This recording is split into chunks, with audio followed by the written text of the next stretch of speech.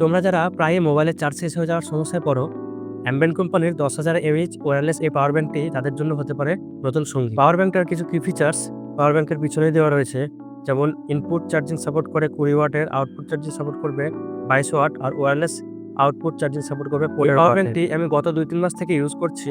এর unboxing video আমার চ্যানেলে রয়েছে, তোমরা চাইলে দেখে নিতে পারো। তবুও আমি তোমাদের দেখিয়ে দিচ্ছি কী ছিল এর বক্সের মধ্যে। তো এই পাওয়ার ব্যাংকটি ছিল, তাছাড়াও কিছু অ্যাক্সেসরিজ রয়েছে, যেগুলো হলো USB C to C charging cable,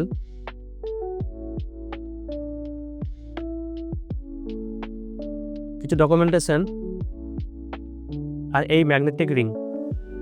ডিজাইনের দিকে দেখলে তোমরা বুঝতে পারবে এটা খুব স্লিম এবং কম্প্যাক্ট সাইজ, আর এর ওজনটাও খুব হালকা, তাই এটা খুব সহজেই আমরা পকেটে ক্যারি করতে পারবো। আর এর উপরে হালকা লেদারের কোটিং রয়েছে, যে কারণে খুব ভালো গ্রিপ হয় এবং পড়ে যাওয়ার ভয় খুব কম থাকে। পাওয়ার ব্যাংকটির এই দুই সাইড রয়েছে ফাঁকা, এই সাইডে রয়েছে একটি বাটন, যেটাকে প্রেস করলে পাওয়ার ব্যাংকটিতে কত % চার্জ আছে সেটা বোঝা যায়। এই যে দুটো ইন্ডিকেটার জ্বলে উঠলো, এই ইন্ডিকেটারের মাধ্যমে বোঝা যাবে কত % চার্জ রয়েছে। আর রয়েছে দুটো USB পোর্ট। এবার দেখা যাক এর মধ্যে ফিচার্স কী রয়েছে। এটাতে রয়েছে দুটো USB পোর্ট এবং একটি ম্যাগনেটিক রিং, যার মানে এই পাওয়ার ব্যাংকটার সাহায্যে একসঙ্গে 3টে ডিভাইস চার্জ করা যাবে। USB পোর্ট দুটো ফাস্ট চার্জিং সাপোর্ট করে, কিন্তু ওয়্যারলেসলি ম্যাক্সিমাম 15 ওয়াটে যে কোনো ফোন চার্জ করা যাবে, যেগুলোতে ওয়্যারলেস চার্জিং সাপোর্ট করে।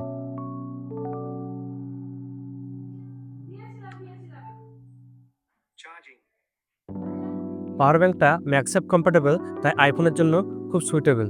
এর ম্যাগনেটিক ফিল্ডটা খুব ভালো, সহজে কোনো মতে পড়ে যাওয়ার চান্স নেই। আর এই রিংটা দেওয়ার কারণ হলো, যেসব মোবাইলে ওয়্যারলেস চার্জিং সাপোর্ট করে অথচ এরকম ম্যাগনেটিক ফিল্ড নেই, অথবা এভাবে ম্যাগনেটিক এটাকে ধরে রাখতে পারবে না, তার জন্য তাদের পিছনে এই ম্যাগনেটিক রিংটা লাগিয়ে দিলে এভাবে খুব সুন্দরভাবে এটা অ্যাটাচ হয়ে যাবে এবং মোবাইলটা পড়বে না। এভাবে একসঙ্গে ইউজ করা যাবে এবং চার্জিংও করা যাবে।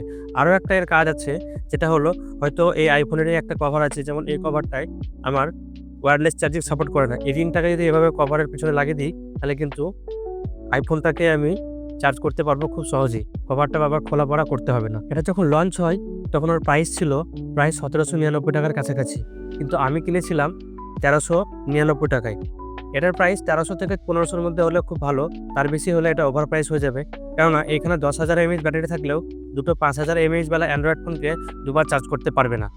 সেই হিসেবে এর ব্যাটারি সাফিসিয়েন্ট নয়, একটা মোবাইলের জন্য এনাফ, কিন্তু দুটো মোবাইল হলে বা দুটো ডিভাইস যদি কারো কাছে থাকে, তাহলে কিন্তু তার জন্য এটা খুব একটা সুইটেবল হবে না। এক কথায় পাওয়ার ব্যাংকটিকে একবার চার্জে দিয়ে মাল্টিপল টাইম ইউজ করা যাবে না। পাওয়ার ব্যাংকটার বেশ কয়েকটা ভালো দিক আমরা দেখেছি, কিন্তু এর একটা মাইনাস পয়েন্টও আছে, যেটা হলো ওয়্যারলেসলি চার্জ করার সময় মোবাইলটা বেশ হিট হয় এবং এর চার্জিং স্পিডও যথেষ্ট স্লো।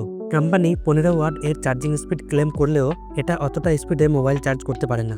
যদি তোমরা স্লিম, কম্প্যাক্ট এবং পকেট ফ্রেন্ডলি এরকম একটা পাওয়ার ব্যাংক কিনবে ভাবছো, আর এই পাওয়ার ব্যাংকটাকে কিনবে ভেবেছো, তাহলে আশা করি এই ভিডিওটা তোমাদের যথেষ্ট হেল্প করেছে। আর তোমার কোনো বন্ধু যদি পাওয়ার ব্যাংক কেনার কথা ভাবছে, তাহলে তাকে এখনই এই ভিডিওটা শেয়ার করে দাও। চ্যানেলটিকে সাবস্ক্রাইব করে রাখো আনবক্সিং, রিভিউ এবং এরকম টেক জাতীয় ভিডিও পেতে।